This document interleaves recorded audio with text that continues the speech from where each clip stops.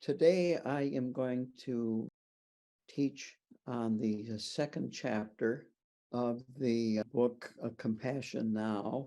It's by His Holiness Gyalwang Karmapa, and this chapter is titled Developing Love and Compassion.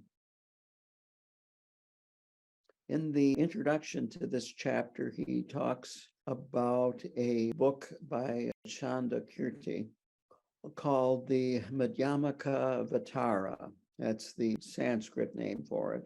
In the introduction to that, he pays homage to compassion. And Karmapa explains this as saying that love and compassion are like crops, that the seeds of these crops are within us, and that the final fruit is Buddhahood. Then for bodhisattvas, the path is a path of compassion. It is the beginning of the path. Compassion is followed on the path, and compassion is there at fruition. And on top of that, once you attain Buddhahood, it is compassion that causes the Dharmakaya to emanate, the two form kayas, the Nirmanakaya and the Sambhogakaya. So compassion is steeped throughout the path of Mahayana. Compassion, as was brought up in the first chapter, is renunciation, is compassion turned inward. And what renunciation means is renouncing the causes of suffering. And of course, we want to avoid suffering. We want to avoid pain. We want others to avoid pain and suffering too.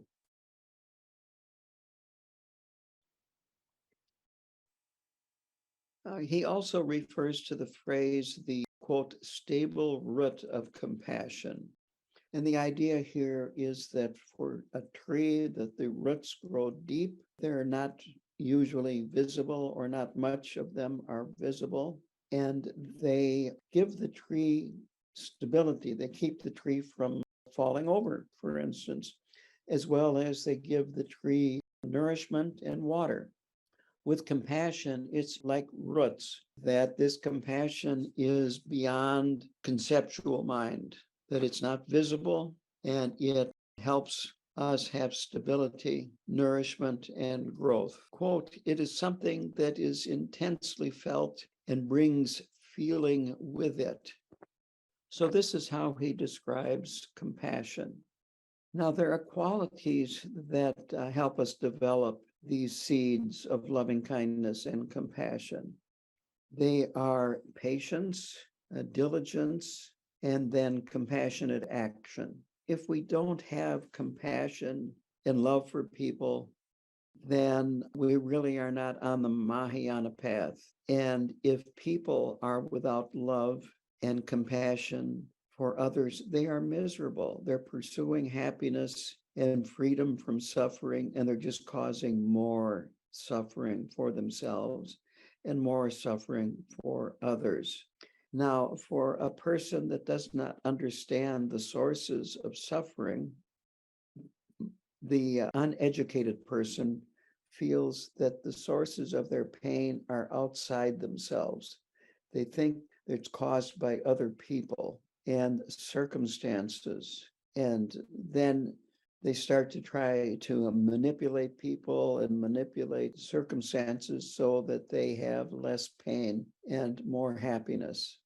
He speculates a bit, saying that now in the 21st century, there are lots of weapons and bombs and so forth that can kill huge numbers of people. Wouldn't it be nice if there was a love bomb, that if you detonated it, people would suddenly become happy, compassionate, caring? And of course, that's impossible. So he ends this particular part by saying that choices need to be made, that people need to choose to cultivate and nurture loving kindness and compassion, that there's a process that has to be undergone, and you can't force another person to do this, that he can't force us to increase our compassion, to nourish it, and to grow it. It's only us that can do that. So he says to repeat what was earlier that we need to realize these seeds are there in our mind and that we can nurture them, we can bring them to fruition. It's interesting, he brings up a story about in Japan that you can rent a friend. And I thought I would go into this a little bit more because it can sound very bizarre to just about anybody but another Japanese person. The idea here is, and this is an actual phenomena, in Japan, culturally, when something comes up that might evoke strong emotions, people are a little hesitant to share this with actual friends. And you can go online and rent somebody that will come, and all they do is listen. And you can spill your heart out to them, and they just listen. And it's a bit like renting a therapist, you might say. It's just renting somebody that shows up, has a meal with you, and listens. He, needless to say, found that this phenomena was kind of unusual and a little bit strange and perhaps somewhat funny. And he brings this up to say that we can't rent or buy these seeds of compassion. They are innate. He uses the word instinctual, even, that if we get into a dangerous situation, we instinctually do things to protect ourselves, protect our bodies. And when a person does something like that to protect themselves, it shows that they have compassion for themselves. And this cannot be destroyed by negative actions, no matter how negative your actions are, that this instinctual compassion for ourselves is always there. If you think about it, a fly does not want you to swat it. If you are in the mood to swat a fly, they sometimes can be hard. I try not to swat the flies, but when I was younger and before I was a monk, I would. But insects are not always that easy to, shall we say, dissuade from biting you. A story that I like to share, I saw this many years ago. I was in a parking lot in a strip mall, and out of one of the stores, I think it was a pet store, came a biker with his leather jacket on, his leather chaps on, chains hanging here and there. And in his hand, he had a clear plastic bag with water in it. And in that water was a goldfish that he wanted to have. So even people that might look fierce, ferocious, look like they have no compassion, might want to have a goldfish. Karmapa tells the story about when he was 4 or 5, when they butchered an animal, they would tie it up, and he would see this animal that was tied up, waiting to be butchered. It wasn't waiting to be butchered. The people were waiting for it to be butchered. And he would feel this urge to go and untie the animal and let it loose. But he said he also was afraid that if he got close to it, it might hurt him. But he had this natural, compassionate urge to relieve the suffering of these animals that were going to be butchered. Quote, as a young child, I had an innate and genuine feeling of compassion for those animals, end quote. He goes on to say that the intellectual understanding and training is not enough to feel true compassion. That true compassion is much deeper than that. We can cultivate it and so forth, but true compassion is much, much deeper than conceptual mind. So what we're looking for is this intensely felt innate compassion. And if we are aware of our feelings and our emotions and so forth, our responses to situations, we'll find that we do have that, and it is a matter of nurturing it. So the seeds are always there, and it's just a matter of how we, you might say, tend the seeds. There are different ways to nurture it, these seeds that are within our mind. One is to reflect on it, to direct our minds to it, to contemplate it, even doing Tonglen. Another is to take joy in feeling compassion and engaging in compassionate actions. take joy in practicing compassion, as in the case of practicing Tonglen, which is taking and sending. We're sending out love and we're taking in the pain of another being. So taking in the pain of another being is relieving their pain. We're doing this mentally. We're not actually doing it. We're training to become bodhisattvas and to be able to do that and to overcome the revulsion and fear that we can have in working with other people and working with their suffering. So taking joy in experiencing compassion and training in compassion, contemplating it, and so forth. In other words, don't think, well, I've got to do this. I really am uncomfortable doing this, but it's my duty. I've made this commitment. I've got to do it. Oh, but I don't want to do it, and so forth. It's actually taking joy in doing it. Now, the third is diligent, being persistent, being regular, showing up on time, so to speak. And diligent is one definition of it is joyful exertion. So this goes back to this element of joy. The fourth is just kind of an emphasis on diligence. And this means to do this regularly, to practice regularly, to be patient. I think this last one could be described as patience. That's a good way to describe this fourth characteristic. So be patient, and patience can be described as forbearance, that no matter what happens, you don't give up. You don't say, well, I've got a limit here, and when I cross this red line, that's it for my patience. Patience is the opposite of anger and hatred. It is the antidote for anger and hatred. Instead of letting them well up inside of us and taking over our minds, being patient is letting it arise and letting them go. Karmapa says that in the 21st century, it's very difficult to be patient.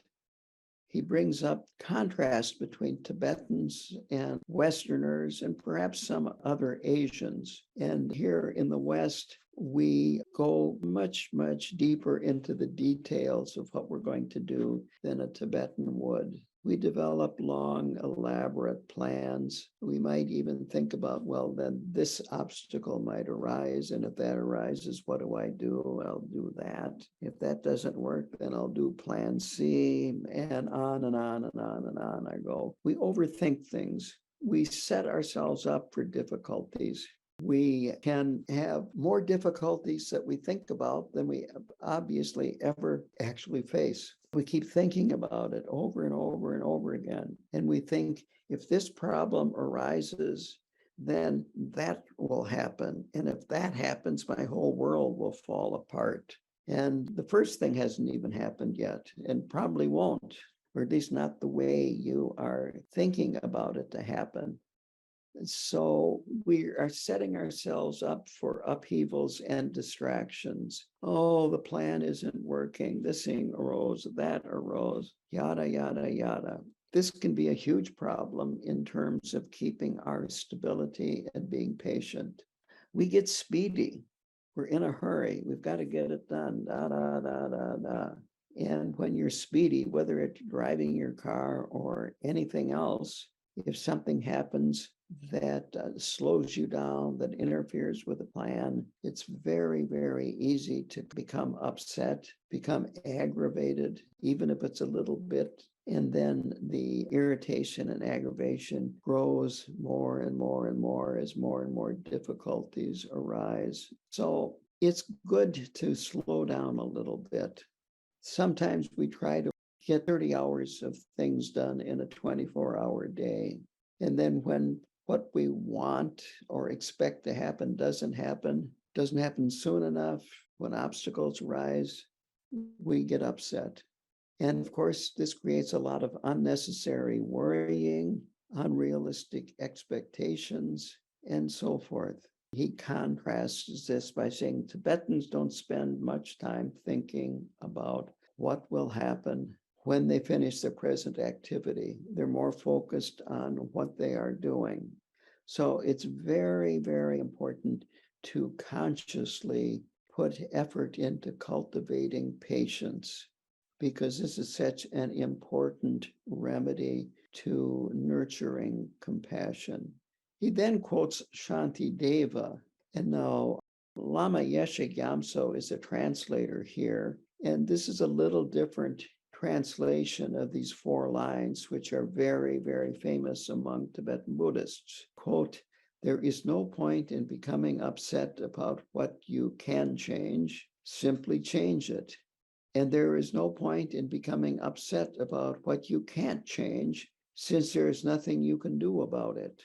So this is really admitting that you can't always control circumstances, that things can't work out for us the way we want to 100% of the time. And I'm going to add at this point my own little commentary, and that is what I call the 5 unreasonable expectations of samsara, because it fits right in here about getting upset about what we can't change. So these 5 unreasonable expectations are, first of all, I am the most important person in the room. And I've got a pretty big room, and I take it with me wherever I go. And my room is more important than your room. And I can occasionally, for some people, let them be more important than me. But basically, when push gets to shove, I want to be the one that is in control, because I'm the most important person. The second is I should be respected. This expectation that I should be respected. Other people need to earn my respect. They must behave in such a way that I feel they are worthy of me respecting them. And of course, this can lead to a lot of irritation and anger and even aggression, just like when you think you are the most important person in the room. The third is other people should live up to my expectations.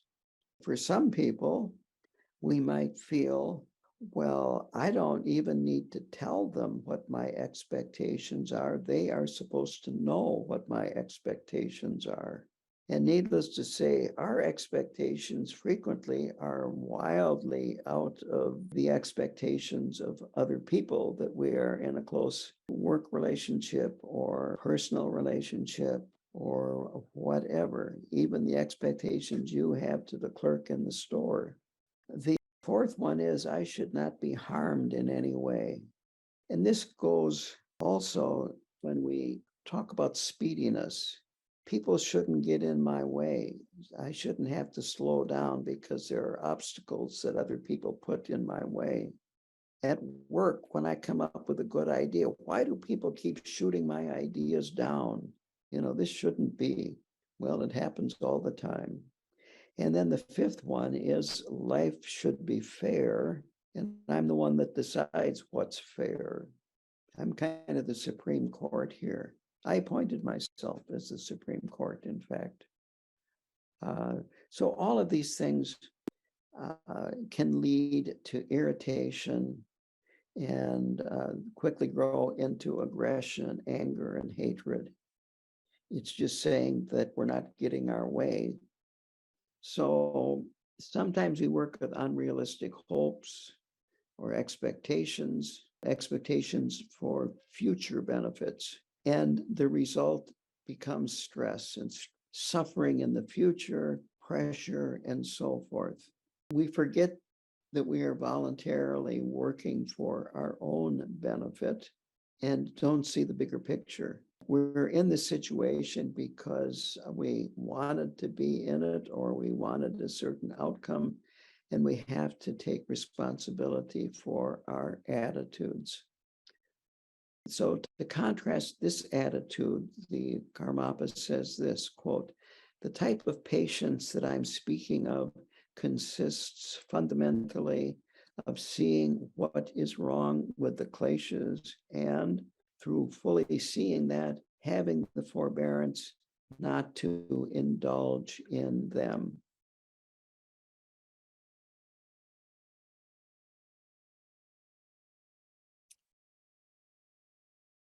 So what's common in these kleshas, these afflictive states of mind, and let me go through them.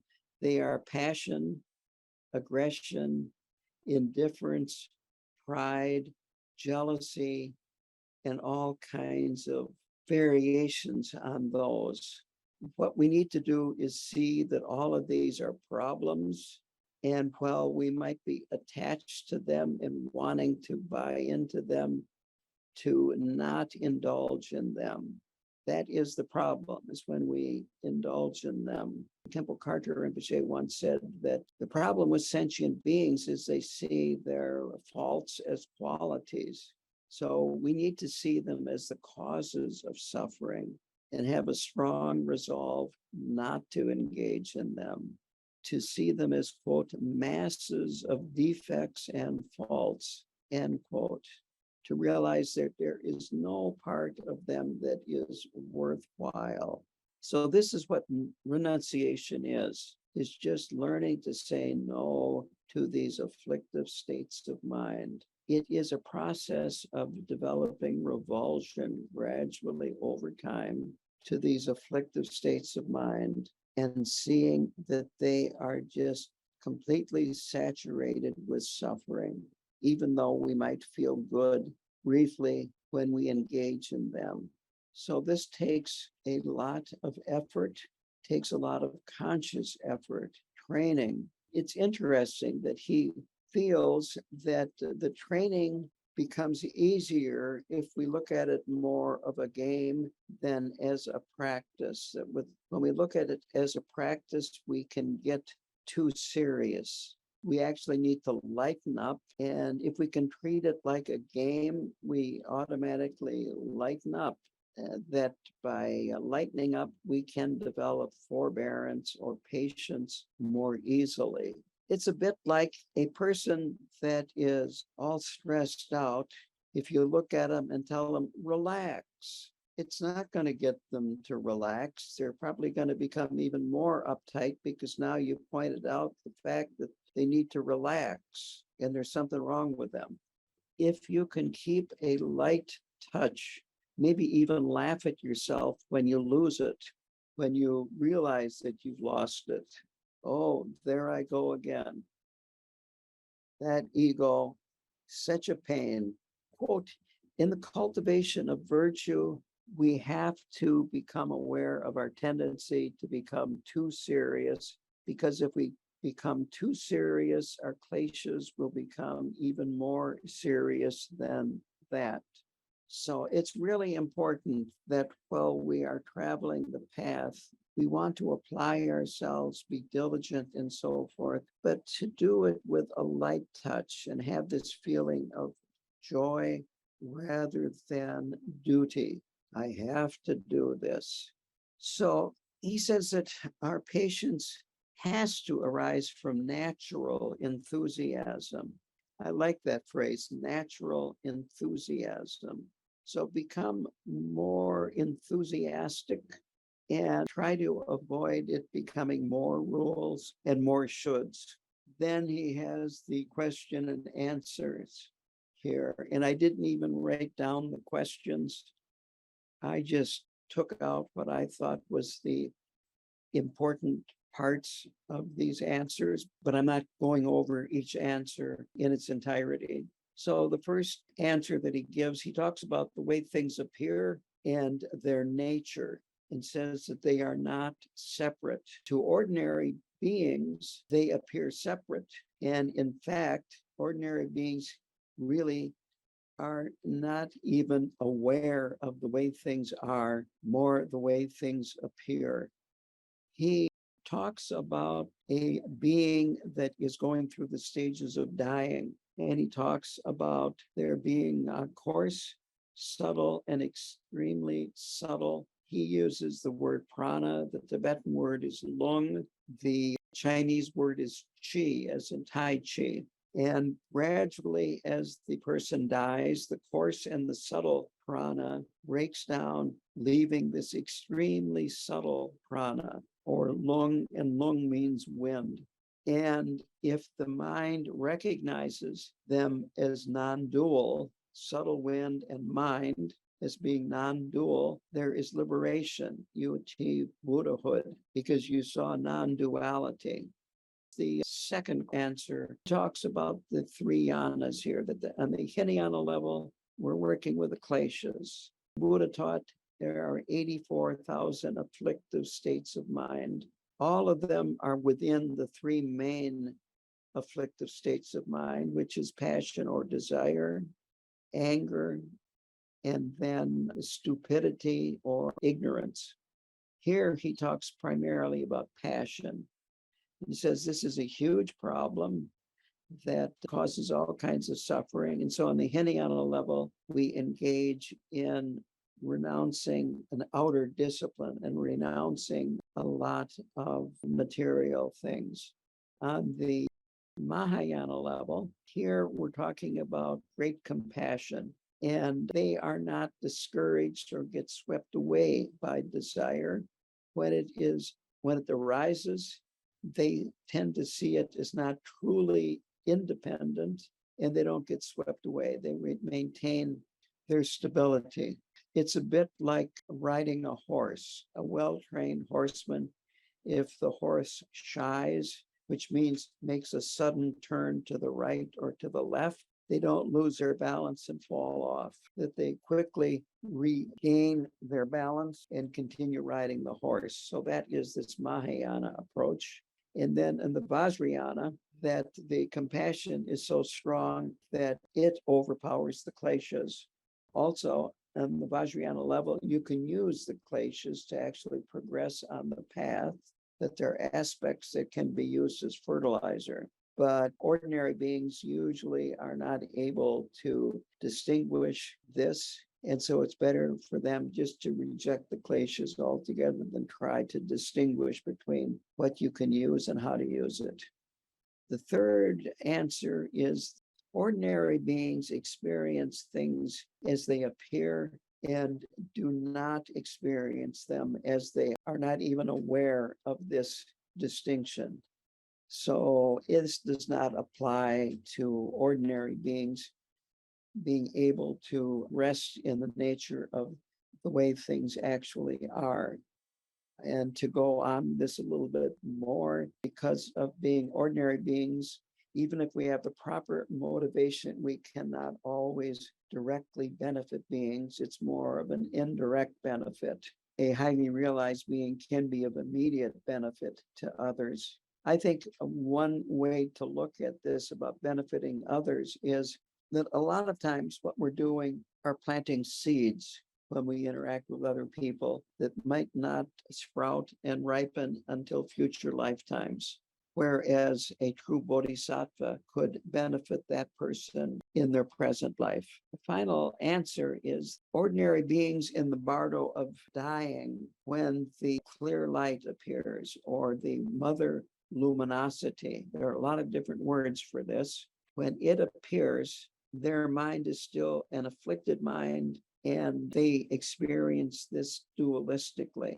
A well-trained person who has trained in recognizing the child luminosity through Mahamudra and other practices, when the mother luminosity appears, which is much greater, more powerful, and so forth than the child luminosity. The child luminosity is like a picture of the mother luminosity, and having trained in the picture, they see the mother luminosity and realize that they are the same. The question is about the mother luminosity and the child luminosity and the bardo of dying. So the bardo of dying starts when the body begins shutting down, the actual dying process, the dissolution of the elements. And it ends when the body is dead. And at that point, what appears is what's called the clear light or the mother luminosity. There are other names too, but basically this is the nature of everything. And it's extremely powerful, it's extremely bright, and it's overwhelming, and most people faint because it's too intense. what a person can do to train to recognize it and not faint, because if you recognize it, then you realize it is your own nature and you're liberated into the Dharmakaya. You become an enlightened being. And you don't take rebirth in samsara unless you choose to. So the way you train to recognize this child luminosity, and while we are in a human body, we can only recognize the child luminosity, which is not nearly as intense as the mother luminosity, because we have this body that you might say has limitations. But through various practices, the progression usually is it starts out by doing nundro, which means that which goes before. There are 4 practices in nundro. I won't go into them. Traditionally, when you complete the 4 sections of nundro, you go back to the Lama. And if he's a realized Lama, he gives you pointing out instructions, pointing out on the nature of mind. And you might get it, you probably won't, at least right away. But through practice, little by little, you start getting glimpses, and then you practice getting longer glimpses and deeper glimpses. And gradually you come to at least have an experience, not a conceptual experience, an actual experience of the nature of your mind. That is this child luminosity. So then at the moment of death, when the mother luminosity appears, instead of being frightened by it, fainting, being overcome by its intensity, you realize, oh, that's the nature.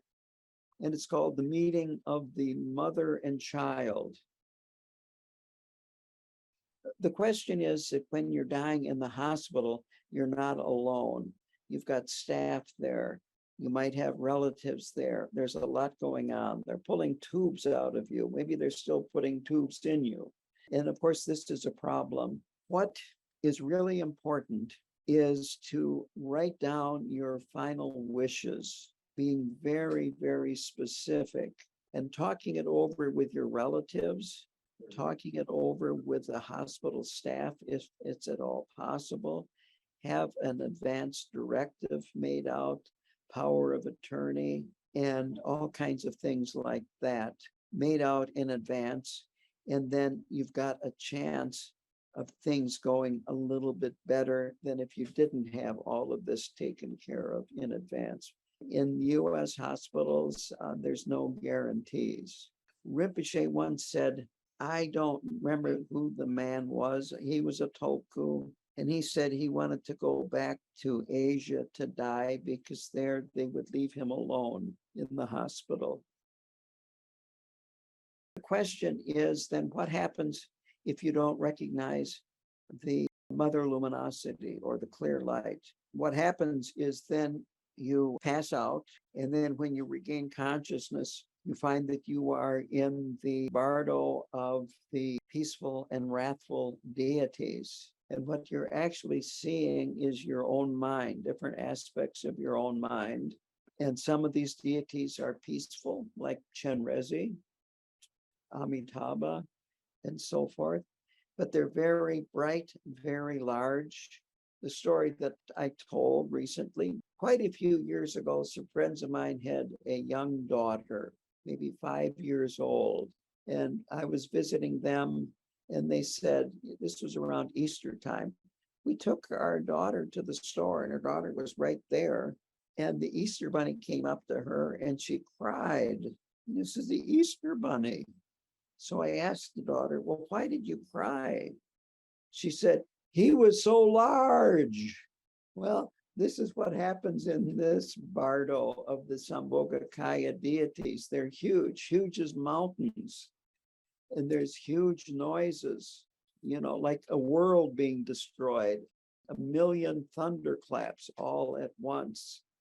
And it's all very frightening. And so you have these bright lights, very intense experiences, and then you have a dim light, and you feel more comfortable going towards the dim light. And dim lights lead you to rebirth in samsara. The bright lights lead you to rebirth in a pure realm. And so that's what happens next. But again, people, ordinary beings have a very difficult time realizing that what they're seeing is their own mind, just like the mother luminosity was their own mind. And so they do not realize this, and so they continue through the bardo. So that's what happens next.